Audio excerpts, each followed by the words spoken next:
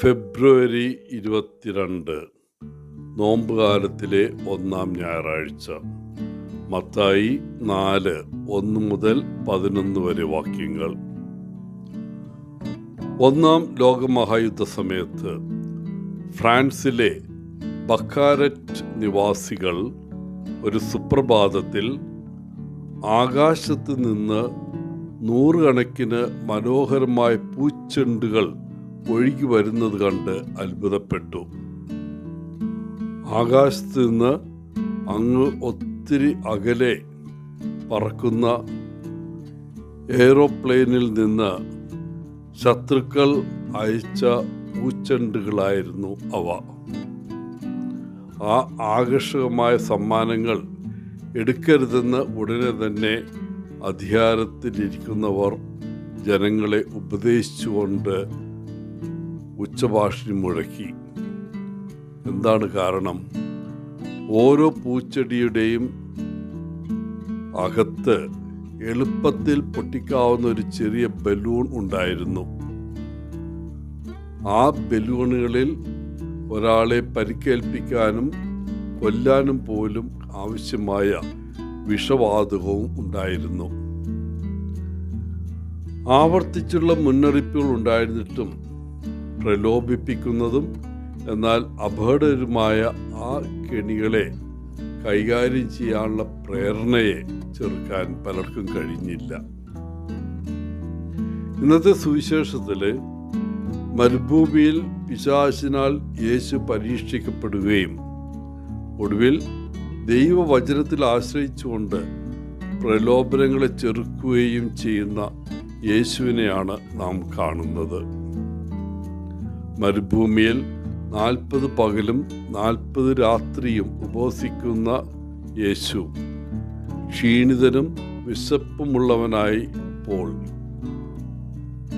പ്രത്യേകിച്ച് കഠിനമായ അന്തരീക്ഷത്തിൽ ഏകനായി ഉപവാസത്തിലൂടെയും പ്രാർത്ഥനയിലൂടെയും ആത്മീയ വ്യക്തതയും ശക്തിയും തേടുന്നു.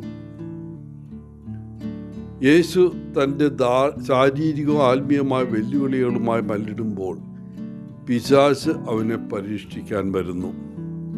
തന്ത്രശാലിയും വഞ്ചകനുമായ പിശാച് യേശുവിൻ്റെ വിശ്വസ്തതയ്ക്ക് പകരമായി ശക്തിയും സമ്പത്തും ലൗകിക മഹത്വവും വാഗ്ദാനം ചെയ്തുകൊണ്ട് അവൻ്റെ ദുർബലാവസ്ഥയെ ചൂഷണം ചെയ്യാൻ ശ്രമിക്കുന്നു. എന്നാൽ പിശാചിൻ്റെ പ്രേരണാതന്ത്രങ്ങൾക്കിടയിലും യേശു ദൈവത്തോടുള്ള തൻ്റെ വിശ്വാസത്തിലും പ്രതിബദ്ധതയിലും ഉറച്ചു നിൽക്കുന്നു. തിരുവെഴുത്തുകളുടെ ജ്ഞാനവും അധികാരവും ഉപയോഗിച്ച് അവിടുന്ന് ഓരോ പ്രലോഭനത്തെയും ചെറുക്കുന്നു. കല്ലുകൾ അപ്പമാക്കാൻ അവനെ പ്രലോഭിപ്പിച്ചുകൊണ്ട് ദൈവപുത്രൻ എന്ന നിലയിൽ യേശുവിൻ്റെ ഐഡന്റിറ്റിയെ വെല്ലുവിളിക്കാൻ പിശാച് ആ അവസരം ഉപയോഗിക്കുന്നു. ഇന്നത്തെ 1-ാമത്തെ വായനയിൽ പറയുന്ന പോലെ ഏദൻ തോട്ടത്തിൽ ഹവ്വായുടെ പ്രലോഭനത്തിൽ ഉപയോഗിച്ച ആ തന്ത്രങ്ങളാണ് ഇവിടെ കാണുക. യേശുവിൻ്റെ ശാരീരിക ബലഹീനതയെ ചൂഷണം ചെയ്യാൻ സാത്താൻ ലക്ഷ്യമിടുന്നു. നമ്മുടെ ജീവിതത്തിൽ വിവിധ പ്രലോഭനങ്ങൾ നേരിടുമ്പോൾ ഈ ഭാഗത്തിൻ്റെ പ്രസക്തി ഇന്ന് നമ്മിലേക്കും വ്യാപിക്കുന്നു. ദൈവവചനത്തിലും അചഞ്ചലമായ വിശ്വാസത്തിലും ആശ്രയിച്ചുകൊണ്ട് പ്രലോഭനങ്ങളെ ചെറുക്കുന്നതിനുള്ള ഒരു മാതൃകയായി യേശുവിൻ്റെ മാതൃക വർത്തിക്കുന്നു. പ്രിയപ്പെട്ടവരെ, ഭൗതിക ആഗ്രഹങ്ങളെക്കാൾ ആത്മീയ വളർച്ചയ്ക്ക് മുൻഗണന നൽകുന്നതിലൂടെയും പ്രാർത്ഥനയിലും തിരുവെഴുത്തുകളിലും ശക്തി തേടുന്നതിലൂടെയും യേശുവിനെ പോലെ തന്നെ നമുക്കും പ്രലോഭനങ്ങളുടെ വെല്ലുവിളികളെ മറികടക്കാൻ കഴിയട്ടെ.